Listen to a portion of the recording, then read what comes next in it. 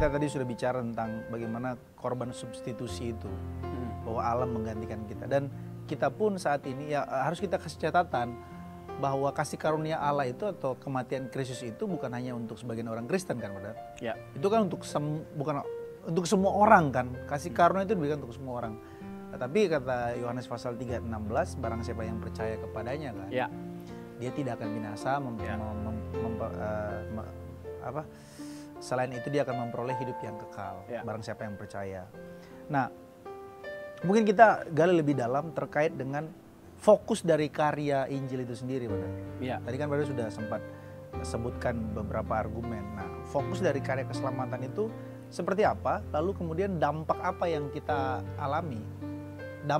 Dampak yang paling nyata dan signifikan itu kepada kita yang percaya kepada Yesus dan menerima Injil itu sebagai sebuah keindahan, sebuah keberhargaan atas hidup kita. Apa dampak dan kemudian fokusnya untuk kita? Boleh perdalam, nanti kita bisa elaborasi lagi. Ya, Injil itu mengarahkan kita untuk berfokus kepada Allah. Berfokus pada Allah. Ya, jadi mengenal Allah harus menjadi sebuah tujuan dalam kehidupan kita. Bahkan kita harus radikal untuk itu. Ya. Kita bisa kutip beberapa ayat ya terkait dengan prinsip atau filosofi dari Rasul Paulus. Misalnya, hidup adalah Kristus, mati adalah keuntungan. Oh, itu keren sih. Filipi 1:21. Ya. Kan, kalaupun aku hidup memberi buah. Ya. Hidup adalah Kristus, mati adalah keuntungan. Dengan pernyataan itu, Paulus hendak menekankan bahwa Yesus itulah sang kehidupan. Dia sumber kehidupan. Jadi, untuk mendapat kehidupan, kita hanya perlu berfokus pada Yesus Kristus. Ya, kehidupan dengan segala berkatnya itu ada pada Yesus Kristus. Jadi kita harus berfokus kepada Allah supaya kita mendapatkan kehidupan itu. Supaya tujuan atau makna dari kehidupan yang sejati bisa kita temukan dan kita hidupi. Satu, yang kedua terkait dengan Filipi 3 ayat 10, brother. Ya, 8 sampai 10 ya. Yang ku kehendaki. Ya. Kalau ayat 8-nya itu kan terkait dengan segala sesuatu kuanggap rugi karena pengenalan akan Kristus. Paulus itu bukan orang gagal yang mengkalimatkan hal seperti itu, bukan orang gagal. Dia orang hebat, dia orang cerdas, dia orang pintar, dia orang yang terkenal. Dalam segala hal aku tidak bercacat gitu. Iya. Luar biasa lah pokoknya. Taurat. Ya, kita betul-betul kagum dengan sosok rasul yang satu itu. Nah, pada akhirnya kita harus menaruh telinga terhadap orang seperti Paulus. Mungkin ada orang di luar sana yang punya bantahan seperti ini. Ya kan dia belum pernah merasakan kenikmatan hidup. Dia kan orang gagal, dia kan orang miskin. Jadi seakan-akan orang yang seperti itu kalau ngomong gak layak gitu loh untuk memberikan kalimat-kalimat motivasi atau menginspirasi orang lain. Makanya kita kasih garis bawah, brother.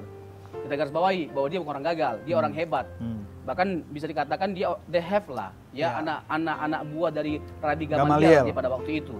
Nah, kita taruh telinga terhadap orang yang punya kenikmatan hidup, ya, punya uang, punya nama. Kita taruh telinga.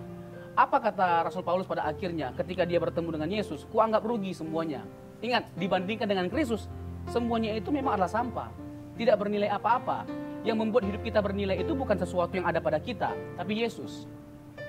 Jadi apapun dalam hidup ini, ya, dalam konteks kekristenan, dalam konteks Injil, yang memaknai hidup kita, yang membuat hidup kita berharga, bukan sesuatu yang kita miliki dari dunia ini, tetapi ketika kita memiliki Yesus. Supaya nggak salah paham, brother, jangan sampai teman-teman Rema atau pemirsa yang di rumah miskonsepsi lagi nih. Pak Pendeta ini bilang semuanya sampah. Jadi mobilku sampah, rumahku sampah. Karena Kristus. Ya, makanya garis bawahi dibandingkan dengan Kristus. Karena pada akhirnya bukan mobil, bukan rumah yang membuat hidup kita jadi bernilai atau berharga. Apalagi yang membuat kita masuk surga. Jadi kan makin kaya kita, makin jelas dan makin pasti masuk surga. Nggak ada itu. Ya, itu cara pandang dunia mungkin yang membuat kita jadi makin berharga, makin dihormati ketika kita makin kaya. Tapi sekaya apapun kita, jiwa kita kalau binasa, apalah arti semuanya itu? Kita yang ngomong kan, kita memiliki seisi dunia ini, tapi kalau jiwa kita pada akhirnya binasa, untuk apalah semuanya itu? Betul. Jadi semuanya itu harus membuka mata kita. Oh iya ya, yang paling penting ini bagaimana aku memiliki Yesus dan hidupku dimiliki oleh Yesus. Jadi meskipun kita berlimpah dengan harta kekayaan ataupun tidak memiliki harta kekayaan itu bukan isu utamanya, bro. Bukan isu utama, meskipun kita membutuhkan betul. dan tidak anti kita dengan kekayaan, tidak anti kita dengan popularitas atau segala hal yang baik. Kita nggak anti dengan semuanya itu. Jadi kalaupun ada orang kaya yang, aduh kayaknya harta kekayaanku sudah banyak nih, aku kayaknya ini mau aku sumbangkan aja lah. Silakan sumbangkan ke Rema. Kalau ke orang-orang yang membutuhkan. Iya, pekerjaan Tuhan kepada pendeta-pendeta yang membutuhkan. Karena kan esensi panggilan kita sebagai orang percaya kan garam dan terang, saudara. Artinya kita harus memberikan dampak. Kan Matius pasal 25 itu kan. Betul. Bila mana kita melakukan sesuatu yang baik terhadap orang yang hina gitu loh. Kepada orang yang dalam penjara, kepada orang yang miskin, kepada orang terlantar. Nah, bagaimana kita dalam hidup ini selama kita hidup menjadi berharga dengan cara kita menjadi orang yang berdampak bagi orang di sekitar kita. Jadi lakukanlah sesuatu yang baik sebanyak-banyaknya selama kita hidup. Nice. Ya. Brother, tadi kan brother sempat ada ngomong terkait dengan brother tidak pernah mendengar orang yang baca buku biologi, kimia, buku-buku ya motivasi, ada lah orang berubah, brother. Buku-buku pengembangan diri. Ya. Tapi kemudian coba kita jauh lebih dalam terkait dengan seseorang yang berubah itu kan ada transformasi dong. Ya. Ada transformasi.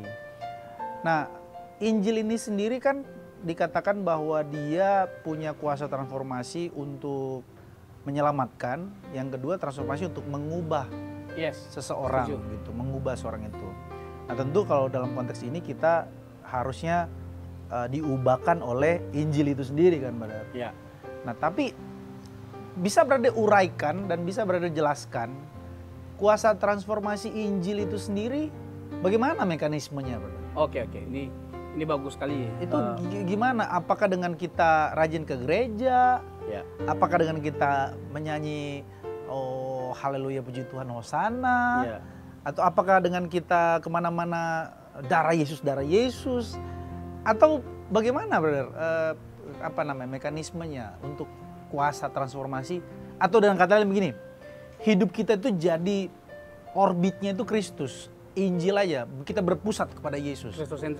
Kristosentris. Ya. Itu seperti apa supaya jemaat juga bisa mendapat insight dari kita? Ya, kuasa transformasi itu kan bagian dari dampak keselamatan. Tadi kan kita sudah bicara dampak keselamatan, ya. Betul. Jadi maksudnya untuk kan kita tujuannya kan satu, menjadi serupa dengan Kristus. 1 Yohanes 2:6. Nah, tapi untuk menjadi serupa seperti Kristus itu kan abstrak, Bro. Iya.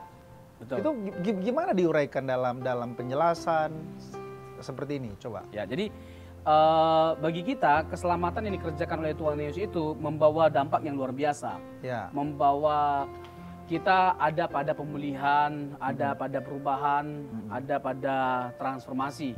Membentuk kita menjadi pribadi yang indah.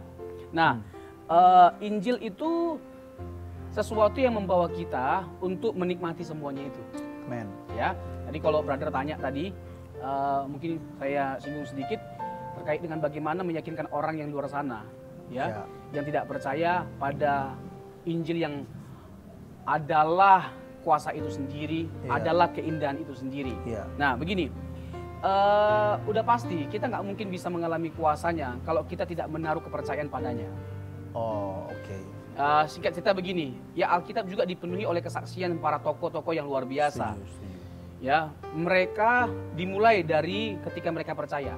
Jadi tidak mungkin kita bisa diubahkan kalau kita nggak percaya ya. Ya, betul dong. Nggak mungkin kita bisa mengenal Allah itu kalau kita nggak percaya dulu. Ya, cobalah kita lihat berbagai macam pengalaman rohani yang dialami oleh tokoh-tokoh Alkitab. Ya, tentu mereka bisa berjalan bersama dengan Tuhan karena mereka itu menaruh iman percaya kepada Tuhan, kayak Abraham, kayak Daud, kayak Musa. Mereka itu adalah orang-orang percaya yang memiliki segudang pengalaman rohani. Pokoknya mereka itu amazing lah, menakjubkan sekali.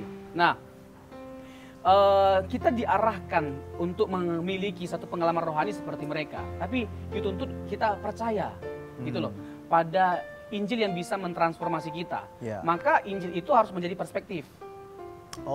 Injil itu harus menjadi perspektif. Karena gini, brother. Cara pandang ya? Iya, cara pandang. Karena Injil itu bukan hanya sebagai sebuah teori. Injil itu bukan hanya sebuah transformasi. Injil itu sesuatu yang berasal daripada Tuhan. Itu adalah firman Tuhan. Itu adalah suara Tuhan. Alkitab itu adalah suara Tuhan. Ya. Makanya kalau kita mau dengar suara Tuhan nggak harus audible. Ya jangan tunggu Tuhan harus ngomong dulu. Kalau Tuhan nggak ngomong langsung, nah aku nggak mau bergerak, aku nggak mau bertindak. Tuhan bicaralah padaku. Padahal Alkitabnya Iya, di samping. Tuhan dikesampingkan. Alkitabnya di samping, dia nggak pernah baca. Kalau suara audible itu belum tentu Tuhan yang ngomong, bisa aja yang lainnya. Oh iya. Bisa itu suara hati kita, bisa itu suara setan, bahkan suara kegelapan gitu. Mungkinkah? Mungkinkah?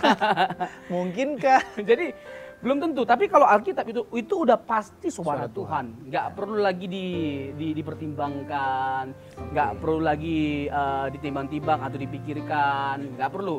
Karena Alkitab itu adalah firman Tuhan tanpa salah, ya, dan berotoritas. Ya. Jadi ya bacalah. Cukup pada dirinya. Ya, bacalah firman Tuhan. Jadikanlah Injil sebagai perspektif yang benar-benar bisa mengubahkan kita. Ya. Apalagi, Brother? Selain perspektif ada lagi nggak?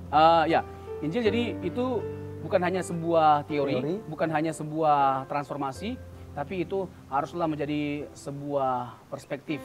Ya, kita pola pikirnya dikuasai oleh kebenaran Injil. Lalu Injil itu sebagai motif. Oke. Ya, Injil sebagai motif maksudnya begini, Brother. Injil memberitahu kepada setiap kita bahwa motif itu lebih penting daripada tindakan. Oh iya ya. Menjadi taat itu bagus, menjadi setia itu bagus, tapi taat terhadap apa? Taat karena apa? Jadi orang yang terlihat taat, orang yang terlihat setia, orang yang terlihat memberi, belum tentu benar. Dalam kekristenan belum tentu benar. Belum tentu benar ya? Ya, karena begini, misalnya gini, Brother.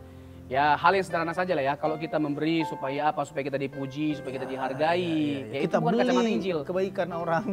Kita beli orang yang kebaikan. Iya. Ya, itu kan dalam tanda petik itu kan hal-hal yang nggak membuat kita lurus di hadapan Tuhan. Sementara Injil itu kan meluruskan kita yang bengkok. Jadi motif yang diutamakan, yang dikedepankan. Jadi kekristenan itu lebih mendalam lagi ya. Sesuatu yang sangat dalam, jadi sesuatu yang bersifat batinia. Tuhan lihat itu bukan apa yang dia lakukan, tapi mengapa dia melakukan itu. Ya. Alasan mengapa dia melakukan itu. Betul. Nah, jadi dasarnya itu adalah kasih, dasarnya adalah kebenaran. Kasih tanpa kebenaran itu adalah sebuah kemunafikan. Ya. Kebenaran tanpa kasih adalah sebuah kekejian, sebuah kejahatan. Wow. Jadi kebenaran dan kasih dua hal yang nggak bisa dipisahkan, dan itu yang harus mendrive kita dalam kita melakukan segala sesuatu. Keren. Gitu, Brother. Perspektif, motif, Ya, ada lagi? selain motif, ya model modal. Ya, kalau model begini, Brother. Injil Model itu terlalu teladan ya. Teladan ya. Injil itu terlalu jelas memberikan kepada kita satu cermin, satu gambaran. Jadi kita ini harus jadi seperti apa? Kan harus jelas dong. Betul. Iya. Ada dong prototipenya. Kalau kita bicara tentang Kristen, siapa yang harus kita ikuti? Yesus Kristus. Betul. Memang Alkitab itu memuat berbagai macam saksi dari para tokoh. Tokoh-tokoh yang hebat, tokoh-tokoh yang luar biasa. Abraham, Daud, ya kan? Salomo, Musa. Tapi semuanya itu ada cacatnya. Mereka itu ada dosanya atau kesalahan atau kekurangannya. Tapi ada satu tokoh yang dikisahkan oleh Alkitab yang tanpa kekurangan, tanpa cacat. Yaitu Yesus Kristus. Yang bukan hanya dalam segala hal dia bisa dicontoh. Tapi dia sempurna, Brother. Kita miskin dalam hal ini salah satunya, Brother. Keteladanan. Ya. Brother masih ingat gak kenapa Mahatma Gandhi gak masuk Kristen? Ya, dia bilang begini, I like Christ but I don't like Christian. Look up atau melihat Kristus sebagai teladan kita. Ya. Dia memberikan keteladanan sekaligus dia adalah Allah itu sendiri kan. Ini menarik. Ada yang salah paham soalnya. Oh ya gini. Soal keteladanan Yesus itu, Brother. Ya. Ya, kita harus melihat Yesus itu secara kompleks, secara utuh, Brother. Ya kan? Gini, kita nggak bisa jadi, kita tidak bisa meneladi Yesus kalau Yesus itu betul-betul manusia. Kalau Yesus itu manusia sekaligus Allah. Dia harus manusia toh. Ya. Baru kita bisa teladani dia gitu. Yesus itu satu paket ya, Brother ya. Itu harus dipandang secara lengkap. Ya. Ya, dia Allah manusia. Dia satu pribadi dengan dua natur. Dan kedua naturnya itu melekat secara kekal. Ya, ketika dia berinkarnasi, menjelma menjadi manusia, dia menambahkan natur kemanusiaan pada dirinya. Dan itu terus kekal gitu loh. Ketika dia naik ke surga, natur kemanusiaan tetap melekat. Nah, mungkin di sisi selanjutnya akan kita bahas ini, Brother. Ini menarik sekali. Gak apa-apa, Brother, jelasin aja sedikit aja. Nanti jadi kita selesai pas Brother ngomong. Jadi kita bisa melihat Yesus itu secara lengkap supaya kita itu nggak jadi ambigu dalam memandang Yesus. Ya, nggak absurd. Jadi yang pertama yang paling penting dari semuanya adalah jangan pernah berpikir bahwa Yesus itu berhenti jadi Allah ketika dia menjelma menjadi manusia. Oh. Kedua, kita bisa lihat konsistensi Tuhan kita Yesus Kristus kok. Dalam konteks kemanusiaannya, kita bisa mengikuti teladannya. Karena dia nggak menggunakan hak keilahiannya ketika dia menghadapi berbagai macam pencobaan misalnya. Oke. Dia misalnya melawan setan waktu dia dicobai. Matius pasal 4 kalau saya tidak salah. Ya. Waktu dicobai dengan menggunakan apa? Kuasa keilahiannya atau firman? Dengan kuasa keilahian. Keilahian, betul. Ya, dengan firman kan? Dengan firman, bukan dengan ya. kuasa keilahiannya kan? Iya, iya. Terus waktu dia disalibkan, apakah dia lari? Meskipun dia sempat memohon supaya cawan itu dilalukan, apakah Yesus lari? Enggak. Dia tanggungkan penderitaan itu. Betul. Dalam konteks kemanusiaannya, dia hadapi dalam konteks kemanusiaannya semua hal itu gitu loh. Dan dia menang, dia bertarung dengan semuanya itu. Jadi kalau kita bicara tentang mengikuti teladan Yesus, ya kita bisa mengikuti teladan dia. Karena dalam konteks kemanusiaannya, dia memberi semua teladan itu bagi setiap kita. Nice, brother. Thank you, brother. Naik, lain waktu kita jumpa lagi, brother. Lain waktu kita bahas lagi ini. Teologi Injil. Thank you so much. Sampai jumpa jemaat atau pemirsa Rema Yes. di lain kesempatan. Tuhan Yesus memberkati kita. Amin.